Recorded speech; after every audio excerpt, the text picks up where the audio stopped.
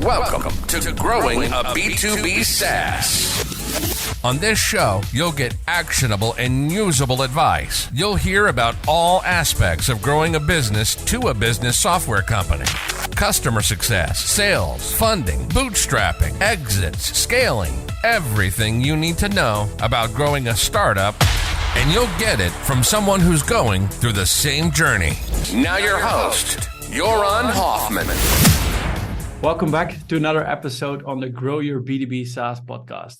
In this podcast, we will discuss all topics related to growing your SaaS, no matter in which stage you're in. Having a network of people around you is crucial for your success. Today, we're going to talk about Alexander Theuma, better known as Alex, about how to grow a network and community. He recorded over 340 podcast shows himself, and he found one similar thing successful CEOs have in common, which is having a network so you can avoid common potholes and help you through your founder journey. He's the founder of Saastock, an event which is focused on helping B2B SaaS founders on their journey to 10 million ARR. After running the event multiple times in Dublin, online during COVID, he will be also organizing the event for the first time in US. It will take place in Austin in May this year. Next to these two big events, which attract thousands of founders, he's also organizing Saastock local event, making it for everyone accessible to get information and mingle with like-minded people. If we want to know how to build your network and create a community within SaaS, Alex is definitely the right person. So without further ado, welcome to the show, Alex. Yeah, thanks for having me, Joran. Great to be here. Cheers, thanks. I mean, it's almost impossible, right? That people don't know you yet. Maybe some people don't know you yet. If they weren't convinced after this intro, in your own words, why should people listen to you today? Why should people listen to me? Look, I guess, and you touched on this in the intro, right? So for 8 years, I've been building Saastock and bringing current and future SaaS entrepreneurs and investors together at events large and small. Our large main conference in Dublin and over 4,000 last year at that event. And then the small Saastock local events, the community meetups that we run predominantly across Europe. But you know, pre-pandemic, we had them sort of global as well. I'm a community builder. I'm somebody that has developed a really strong network because of what I've done with Saastock through the audience building, the content, the podcasts, the conferences. So I know stuff about networks. I know stuff about community.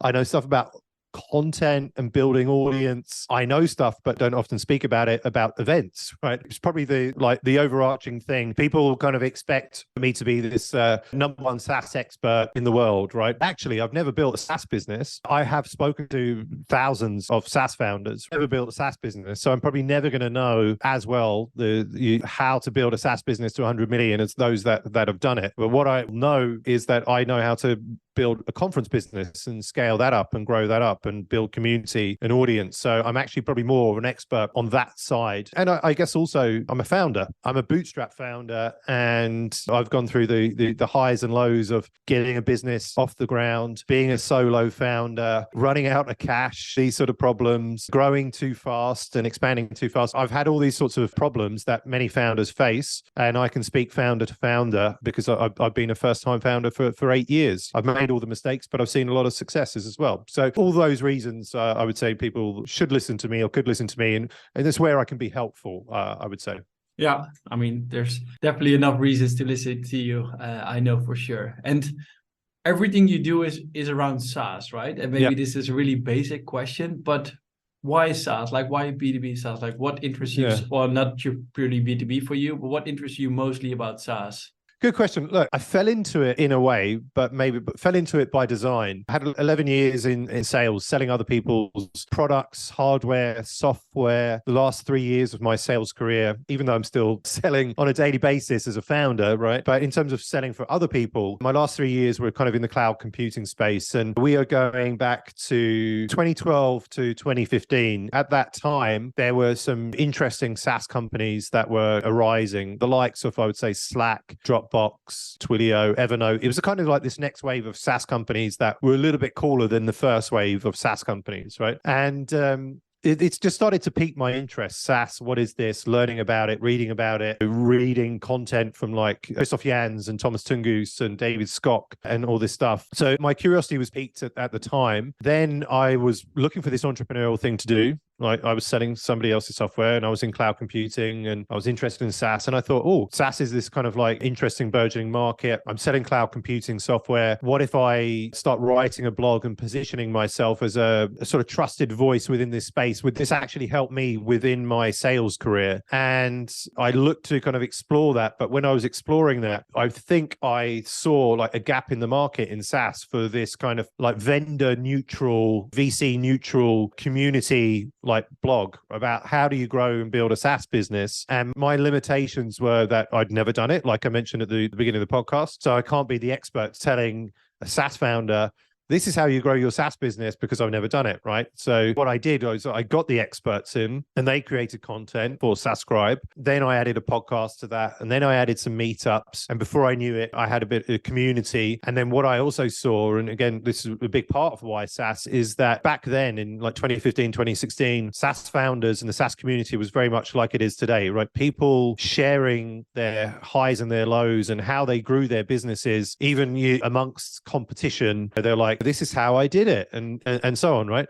And I came from, whilst I was in cloud computing, I was selling in the telco kind of industry. And it was very, from what I saw, closed off. There wasn't that community that I experienced. There wasn't people sharing publicly how they had successes and failures. And that just kind of like really resonated with me. And everybody I met was always like really nice as well. And that continues to be the case on the most part. I think those are the things like why SaaS, it was just like, wow, there's a community here, lots of nice people paying it forward, sharing their mistakes and their successes. Like, this is a great place to be. And this is where I want to be, right? And it's just made me really enjoy helping and serving that community from them. Yeah, and I can definitely relate to what you're saying. As in, I don't know what it is, but within the SaaS community, everybody's really helping to try to make each other better, or to try to help other people to make certain mistakes by sharing their story. So, which is really, really nice.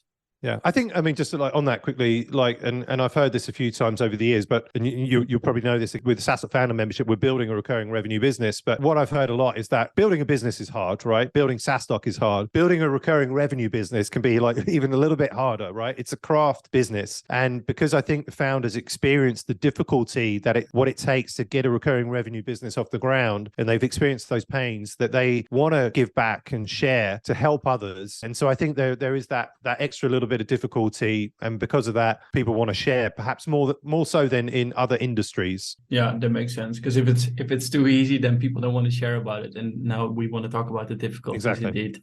We're going to talk about two things today: growing a network and growing a community. Maybe to go really back to the basics, what do you think are the main differences, I guess, between a network versus a community?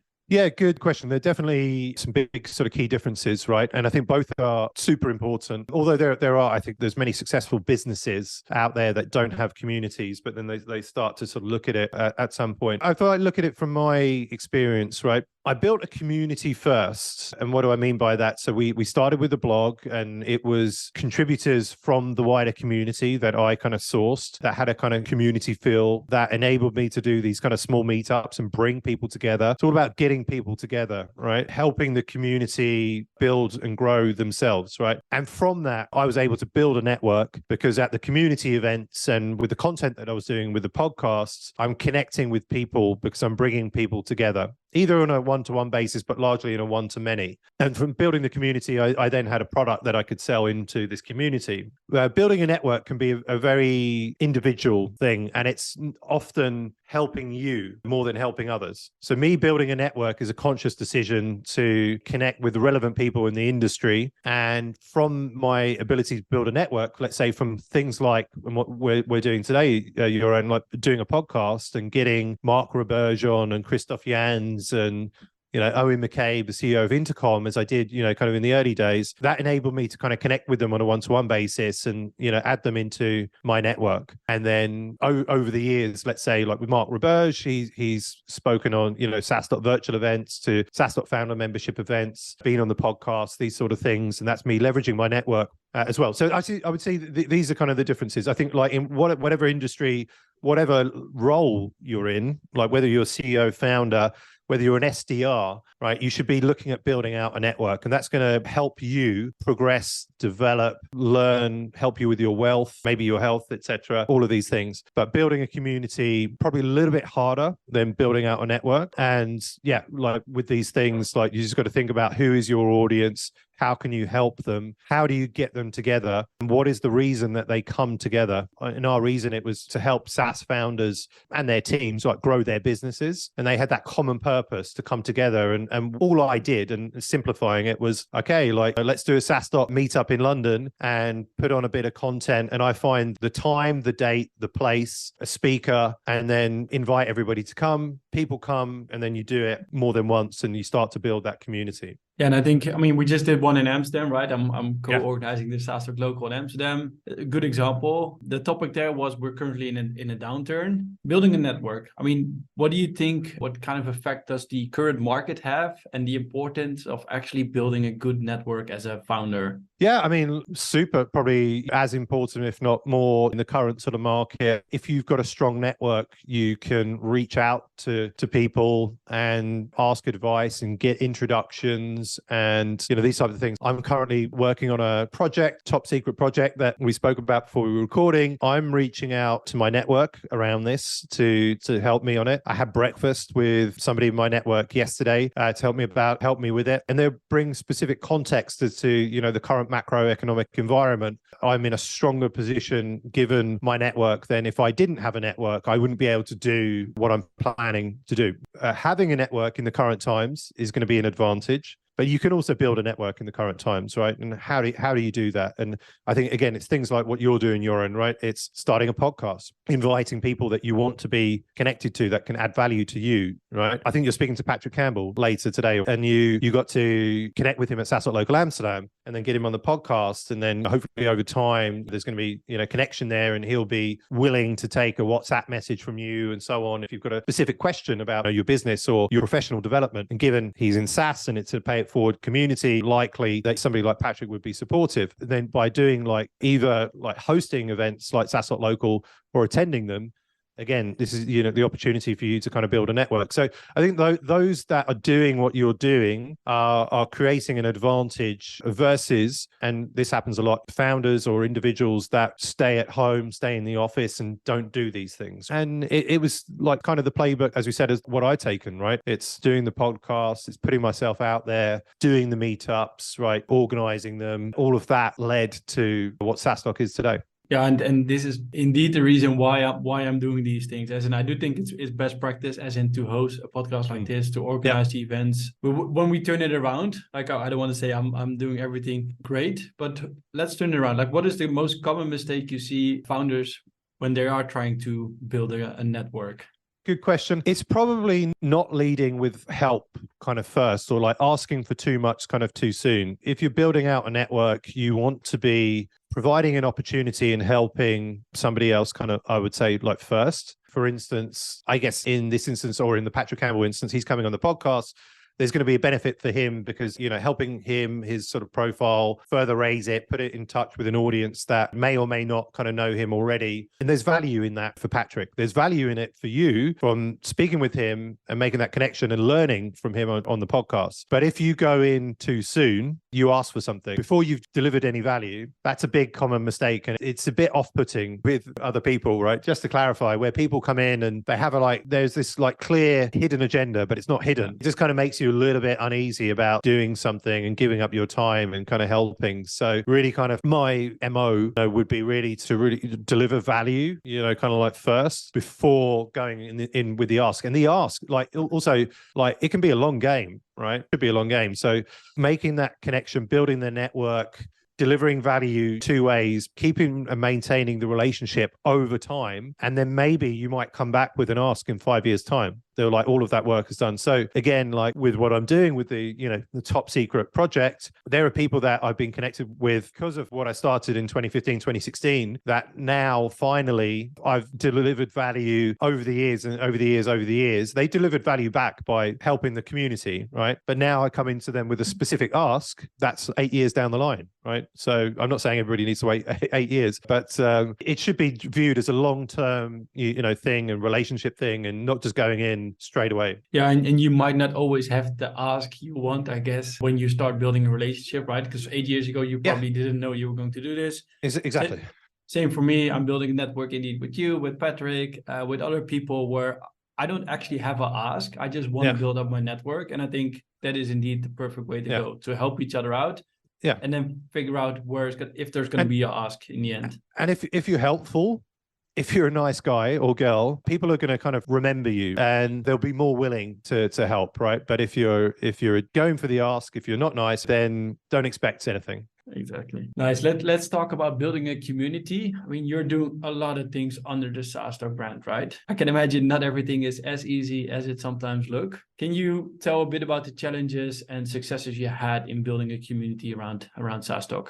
Yeah, definitely. Yeah, I mean, it's definitely not easy. It's definitely been pivotal to what Saastock is today. Like, I would say, what is a secret sauce for Saastock? And I think community is a secret sauce. And not naming names, but there are, and again, like not every business needs a community, right? Just to say that. But some businesses and some events say that they have a community, but beyond the actual event, where is that community and where does it exist? And what is the proof of that? Going back to like how we started, is say like we built community first and we built audience first, and from that the community and the audience said we want Saastock, something like Saastock, and then I built Saastock based on the customer kind of demand, having built that audience, right? So that was kind of how that happened, and that enabled Saastock and the successful Saastock. Then we started with the Saastock local events to basically bring in local communities together. The vision is like across the world, we bring SaaS communities together, the current and future SaaS entrepreneurs, and we want to do that in hundreds of cities across the world.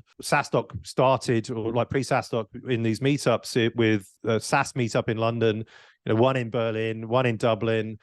And we could see that there were these communities there that people really wanted to kind of get together at a small scale, but also at a larger scale. So we kind of went back to this kind of grassroots thing and building community. The challenges kind of like back then was just resource and scalability. Like I must have done 8 meetups before the first Saastock in 2016. And that involved me, obviously doing all the work, doing the 3 or 4 London ones that we did, flying to Berlin and doing like 1 or 2 in Berlin, flying to Dublin and doing it there, and it's not super scalable doing it that way, right? If it's just you doing everything, right? That's hand-to-hand combat. In 2018, we had a bit more capital and resource behind us and wherewithal to figure out how to scale up, these meetups. So it was less kind of founder-led and less hand-to-hand combat. And we did that. And then before COVID, we had 30 cities across the world, but not all of them were running kind of like smoothly with the processes and systems that we had in place. So again, like the challenges, if you're looking at scaling kind of community, having the right systems and processes is super key. Then to, let's say, during COVID, so 2020, 2021, March 2020, our revenue went to 0. We couldn't do physical conferences. We had planned to do 5 physical conferences in 2020, but we couldn't. So we lost that sort of revenue. What we did, we pivoted to online smoothly, I would say, after a few weeks. And our community, because they valued Saastock and everything that we'd done to date, backed us and they supported us through COVID by attending our events and by sponsoring our events. And, honestly, I think some of our sponsors only sponsored Saastock and gave us large sums of money because they wanted us to succeed and not go under, rather than the typical, we want leads, we want brand awareness. It was like, we support you guys, here's some money sort of thing, right? They didn't say it, like that, but I'm pretty sure that was the case. So given that we had the community, that helped us survive. So there's a power of having community, right? Helping you survive in times of need as well. And then during COVID, we came up with the idea of the Saastock founder membership. The initial idea wasn't quite the Saastock founder membership, and the challenges were we had to kind of iterate to kind of like find our way. And I think initially, maybe because of what was happening with COVID and who was kind of leading the project at the time, we probably didn't speak to enough customers to get the product right initially. And I think our positioning wasn't niche enough. So initially, when we launched like this membership sort of offering to our community, we looked to launch it to everybody, right, within the Saastock community. So founders, investors, VPs of sales, marketers, CFOs, etc. It's just everybody. And the thing is, you can't be all things to everybody, and it's really difficult. So again, like it's almost impossible to launch a community to every single persona You got to pick one, right?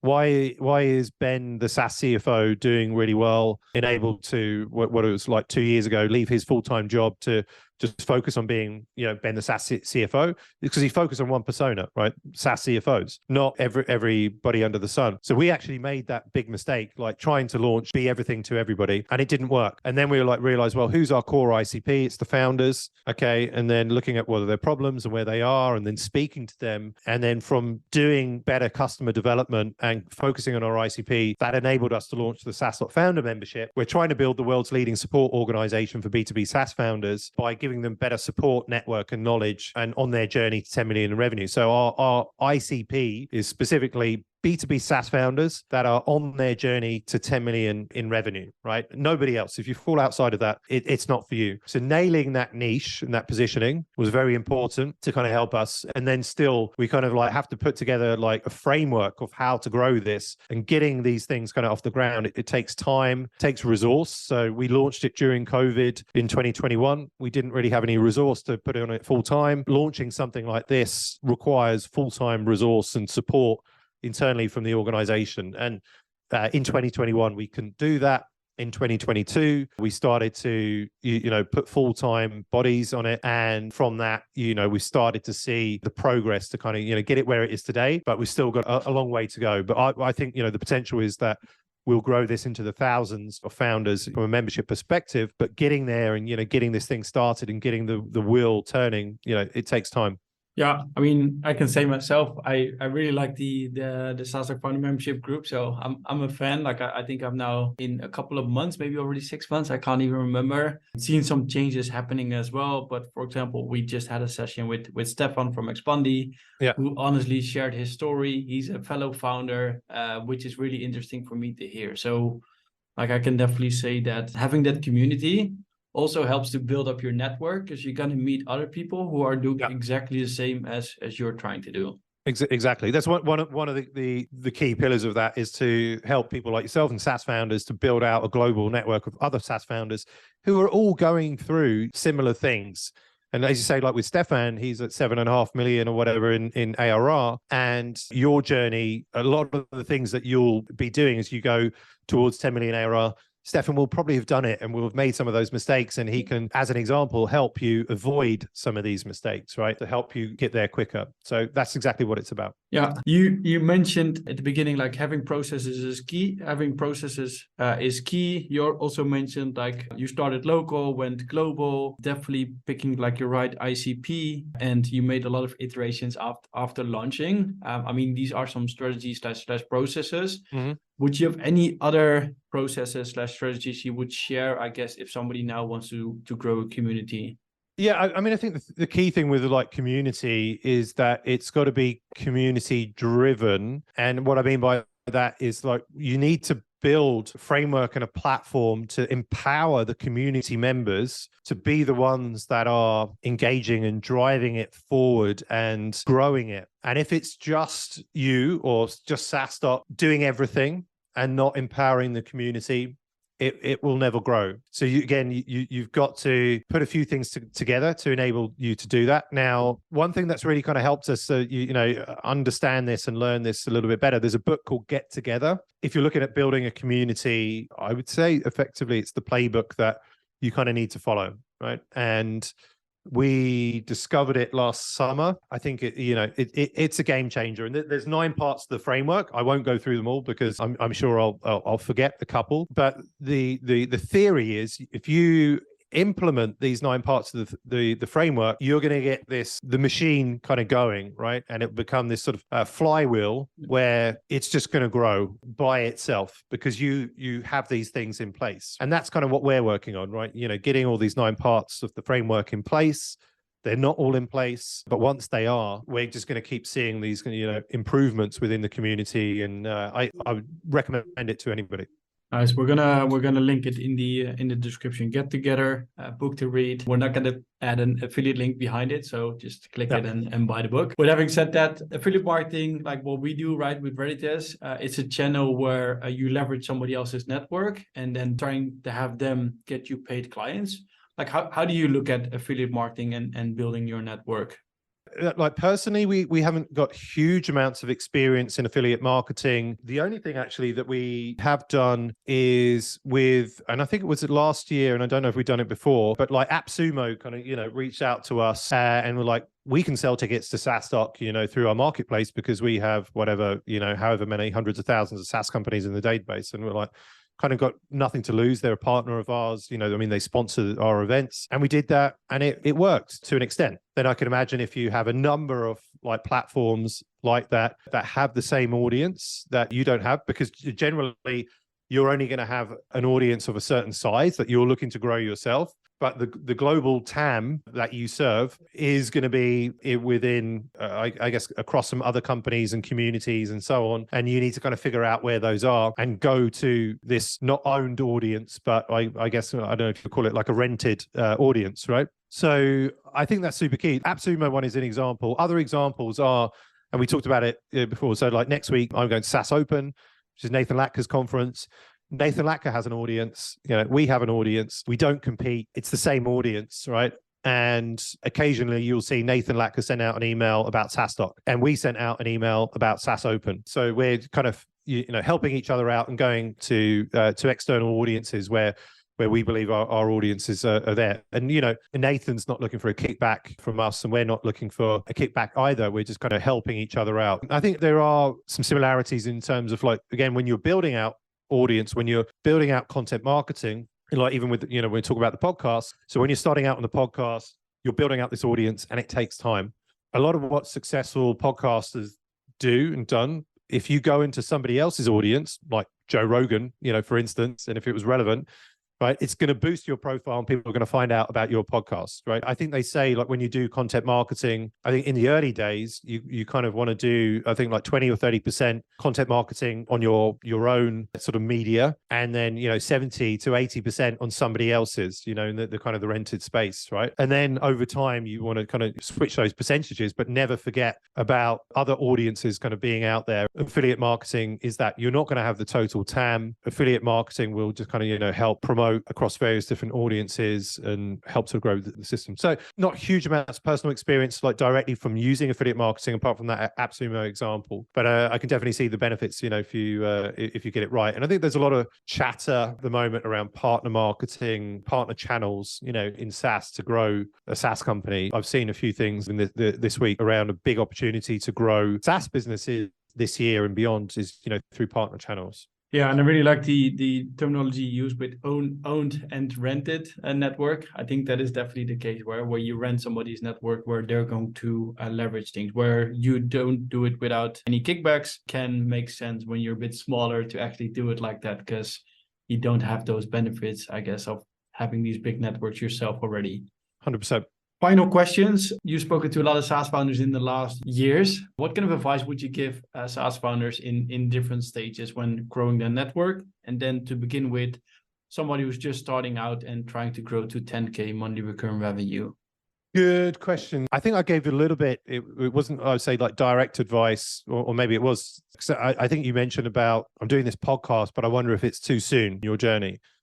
And what I said was that it's never too soon. And this is what I did, building an audience first. And this is what I mentioned Anthony Kennedo's doing with Audience Plus, what Drift did. It's never too early to do content marketing and building an audience, building a community, having then customers or potential customers that you can speak to that's going to help shape your product, right? Then I think on that, the early stage, again, kind of like where you are, or, founders kind of like getting to 10K MRR, speak to your customers. So many companies don't do it. So many SaaS companies don't do it. What are the main reasons that SaaS companies die? Yeah, they run out of cash, main reason, but it's because they're not speaking to their customers. And then they end up building something that customers don't want, or doing the wrong positioning because they're not hearing or listening to the customers, marketing in the wrong channels, selling at the wrong price points. And I took like with the Saastock founder membership, speaking to the customers has been transformational. Speaking to the customers has led me to increase the pricing 3 times in a year. Keep saying like, it's too cheap. I can't believe you sold it at this price. It's like, we're trying to just get it going. You need to raise the prices. Okay. I raise the prices, and then I raise the prices and say, you told me to raise the prices. I've raised the prices. Thank you very much. And then that gives us more MRR. right? So I think that's probably like the key thing in within that stage, speaking to customers. I mean, in the journey of building a SaaS company, like never stop speaking to customers, right? I think like sometimes people don't do it enough. And then like as you start to build the company in your 10K MRR and beyond, I think they're largely like the people, right? Building the right team. You build the right team, you're kind of halfway there. Nice. The other question I wanted to ask, because now we have it until 10K MRR, how would the advice differentiate, I guess, when you're growing above that point, going to 10 million ARR? I think part of the advice, I mean, both things translate and, carry over, right? But again, I think people, especially as you're growing and scaling, is going to be your key thing, right? If you keep hiring the wrong people, or if your team is not good enough, or if you hire a team of C and B players, it's going to be a struggle to get to 10 million ARR. Hire a team of A players, and it is possible on a budget and bootstrapping. You find these people, right? They're going to help you kind of get there. So I think that's one thing. Another thing, nobody did it on their own. Nobody ever figured out how to get to 10 million or 100 million on their own. So build a support network to help you get there. Connect with the Stefan Smulders of this world, right? Because they're doing it or have done it. And there is this, like, while there is not one size fits all playbook, building a repeatable, profitable business, there is a kind of formula to do it. So you've got to find out those that have done it, and that will kind of save you time and money. Just building out this sort of like support network, I think is key, right? Otherwise, you could do it, but you're just going to make it harder for yourself. You're going to make lots of mistakes. You're going to grow slowly, and that will be, I think, super key. So if you're learning from people that have done it, and this is where like a lot of venture back, like beyond, if you look at venture capital, why do people raise venture capital? They get a lot of money. That helps extend the runway. That helps them build the team that they need. But also within that network, they get to speak to VCs, for instance, that either have seen, I don't know, hundreds or thousands of companies that have been successful, and then they just share that information. This is how you need to do it. And that kind of gives them this advantage, and it's up to, like, they can say, how do you do it? And then you need to execute against that. And then they can also like connect you again, like into people that have done it and speak to people, and, helps you build out that network. So sometimes with being a bootstrapper, sometimes the harder thing is that you don't have this support network that VC companies get. But what you do get, obviously, as a bootstrapper is retain the equity and control, and the clock isn't ticking as much. Like, you've got to hit these milestones. You've got to hit these milestones, right? You don't have the risks of being fired from your own company as such. So a lot of pros and cons, right? But it's a different conversation. Yeah, nice. And now as a bootstrapper, you can join the SFM community. So you will find people who are doing the same, and you will find a network. So thanks again for organizing that. I think the key takeaway is also you can't start too early with building a network and a community. I mean, we now heard the benefits, and definitely start as soon as you can. Like, I guess myself in this case. Indeed. Final question, if people want to get in contact with you, what would be the best way? I mean, they can email me, alex@saastock.com. That would be fine. Or just on LinkedIn, Alex Theuma on LinkedIn. That's Theuma. Probably the best ways. You can also follow me on TikTok, but probably not going to respond to the messages as much. But please do follow me. Yeah, I would say those are the ways you're on. Nice. I will make sure to add the link so everybody can just quickly find them as well. Thanks again for coming on the show, Alex. It was really nice to have you. Yeah, no, really appreciate you, and great to be here and to speak to your audience. Yes, thanks. You've been listening to Growing a B2B SaaS. Joran has been ahead of customer success before founding his own startup. He's experiencing the same journey you are. We hope you've gotten some actionable advice from the show, and we hope you had fun along the way. We know we did. Make sure to like, rate, and review the podcast in the meantime. To find out more and to hook up with us on our social media sites, go to www.getredditous.com. See you next time on Growing a B2B SaaS.